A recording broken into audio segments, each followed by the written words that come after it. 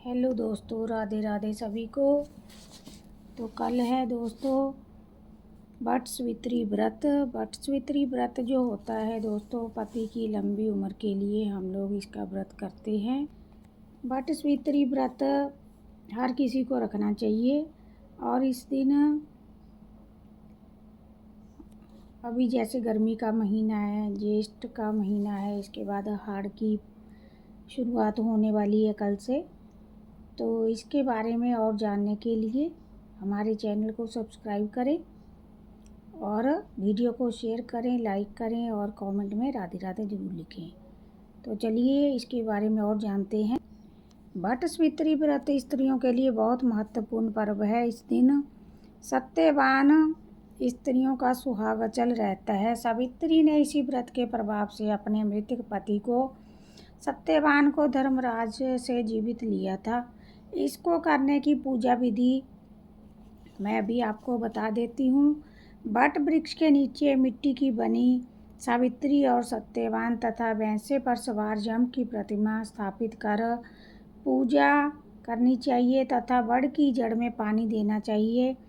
पूजा के लिए जल, मोली, रोली, कच्चा सूत, भिगोया हुआ चना, फूल तथा धूप होनी चाहिए।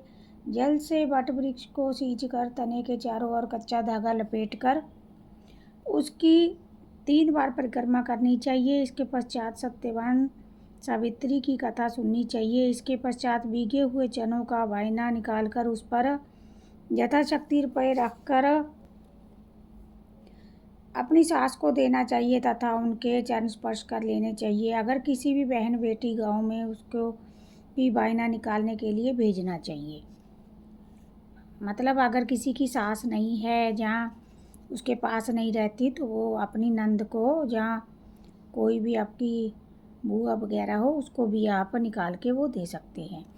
तो कथा इसकी शुरुआत करते हैं। अभी कथा शुरू हो गई। जय श्री राधे। मद्र देश के राजा अश्वपति के पुत्री रूप में सर्वगुण संपन्न सावित्री का जन्म हुआ। राजकन्या ने धूम्रसेन के पुत्र सत्यवान की कीर्ति सुनकर उन्हें पति रूप में भरण कर लिया। इधर ये बात जब ऋषिराज नारद को ज्ञात हुई तो वे अश्वपति ने जाकर कहने लगे, आपकी कन्या ने वर खोजने में निस्संदेह भारी भूल की है। सत्यवान गुणवान तथा धर्मात्मा भी है, परंतु अल्पायु है। 1 ही वर्ष के बाद ही उसकी मृत्यु हो जाएगी। नारद की ये बात सुनकर राजा अश्वपति का चेहरा उदास हो गया। उन्होंने अपनी पुत्री को समझाया कि ऐसे अल्पायु व्यक्ति से विवाह करना उचित नहीं, इसलिए कोई अन्य वर चुन लो। पर सावित्री बोली, पिताजी, आर्य कन्याएं अपने वर को 1 ही बार वरण करती हैं। अब चाहे जो भी हो जाए, सत्यवान को ही पति के रूप में स्वीकार करूंगी। सावित्री ने नारद के सत्यवान की मृत्यु का समय मालूम कर लिया था, अतः उन दोनों का विवाह हो गया। वह ससुराल पहुंचते ही सास ससुर की सेवा करने लगी और दिन रात उनकी सेवा में लगी रहती थी। समय बदला, ससुर का बल क्षीण होता देख शत्रु ने राज्य छीन लिया। नारद का वचन सावित्री को दिन प्रतिदिन अधीर करता रहा और उसने अपने पति की मृत्यु के दिन नज़दीक आने से 3 दिन पूर्व से ही उपवास शुरू कर दिया। नारद द्वारा कथित निश्चित तिथि पर पितरों का पूजन किया। नित्य की भांति उस दिन भी सत्यवान अपने समय पर लकड़ी काटने के लिए जब चला तो सावित्री भी सास ससुर की आज्ञा लेकर उनके साथ चलने को तैयार हो गई। सत्यवान वन में पहुंचकर लकड़ी काटने के लिए वृक्ष पर चढ़ा। वृक्ष पर चढ़ने के बाद उसके सिर पर भयंकर पीड़ा होने लगी। वह नीचे उतरा। सावित्री ने उसे बड़ के पेड़ के नीचे लिटाकर उसके सिर को अपनी जांघ पर रख लिया। देखते ही देखते यमराज सत्यवान के प्राणों को लेने चल दिए। कहीं कहीं ऐसा उल्लेख मिलता है कि वटवृक्ष के नीचे लेटे हुए सत्यवान को सर्प ने डस लिया था। सावित्री सत्यवान को वटवृक्ष के नीचे ही लेटाकर यमराज के पीछे पीछे चल दी। पीछे आती हुई सावित्री को यमराज ने उसे लौट जाने का आदेश दिया। इस पर वह बोली, महाराज, यहाँ मेरे पति वही पत्नी, यही धर्म है, यही मर्यादा है। सावित्री की धर्मनिष्ठा के प्रसन्न होकर यमराज बोले, अपने पति के प्राणों के अतिरिक्त कुछ भी मांग लो। सावित्री ने यमराज से सास ससुर की आंखों की ज्योति और दीर्घायु मांगी। यमराज तथा तू कहकर आगे बढ़ने लगे। सावित्री भी यमराज का पीछा करती हुई यमराज के पीछे आती सावित्री से वापस लौट जाने को कहा तो सावित्री बोली, पति के बिना नारी के जीवन की कोई सार्थकता नहीं है। यमराज ने सावित्री के पति धर्म से खुश होकर वरदान मांगने के लिए कहा। इस बार उसने अपने ससुर का राज्य वापस दिलाने की प्रार्थना की। तथास्तु कहकर यमराज आगे चल दी। सावित्री जब भी यमराज के पीछे चलती, इस बार सावित्री यमराज से 100 पुत्रों की मां बनने का वरदान मांगा। तथास्तु कहकर जब यमराज आगे बढ़े, सावित्री बोली, आपने मुझे 100 पुत्रों का वरदान दिया है, पर पति के बिना मैं माँ किस प्रकार बन सकती हूँ। ये तीसरा वरदान पूरा कीजिए। सावित्री की धर्मनिष्ठा, ज्ञान, विवेक तथा पतिव्रत धर्म की बात मानकर यमराज ने सत्यवान के प्राणों को अपने पास से स्वतंत्र कर दिया। सावित्री सत्यवान के प्राण को लेकर वट वृक्ष के नीचे पहुंची तो सत्यवान का मृत शरीर रखा था। सावित्री ने वट वृक्ष की परिक्रमा की तो सत्यवान जीवित हो उठा।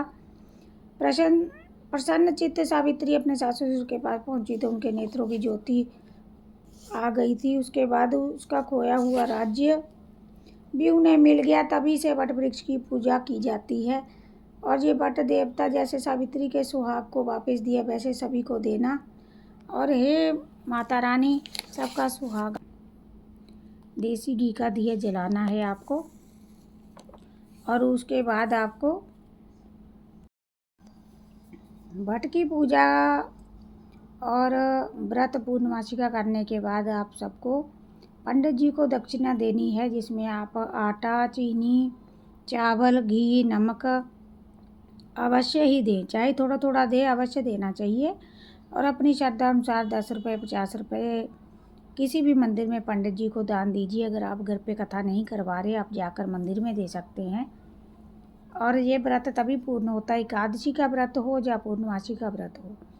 पूर्णमासी का व्रत अगर आप पहली बार रख रहे हैं तो इसको रखने का तरीका जैसे मैं रखती हूँ वैसे ही आप रखिए, क्योंकि बहुत से लोग बहुत सी चीज़ें बताते हैं, पर मेरा सिंपल है कि मैं सुबह फलाहारी रहते हैं हम लोग, मतलब इसमें आप आलू की सब्ज़ी, दही, लस्सी वगैरह आप ले सकते हैं, अनाज नहीं ले सकते। और शाम को आप 6 बजे के बाद 7 बजे के बाद अपना खाना खा सकते हैं रेगुलर, जो भी आप अनाज का जो भी खाना चाहें, तो उसी से आपका व्रत पूर्ण हो जाएगा। और जब भी आप पूजा करने जाएं, बरगद के पेड़ के नीचे एक देसी घी का दिया और 1 लोटा जल, अगर आप और कुछ भी नहीं कर सकते तो मोली लपेट के 1 लोटा जल और 3 परिक्रमा बरगद के पेड़ की करनी है आपको।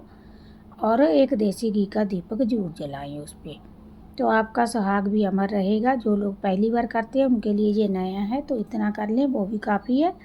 तो मैं इतना ही करती हूँ, ज़्यादा इसमें आपको करने की ज़रूरत नहीं है। अगर और ज़्यादा करना चाहते हैं तो आप फल चढ़ाइए बरगद के नीचे, काले चने भिगोए हुए चढ़ाइए और उसके बाद रोली मोली सब चीज़ें, फल फूल आप चढ़ा सकते हैं।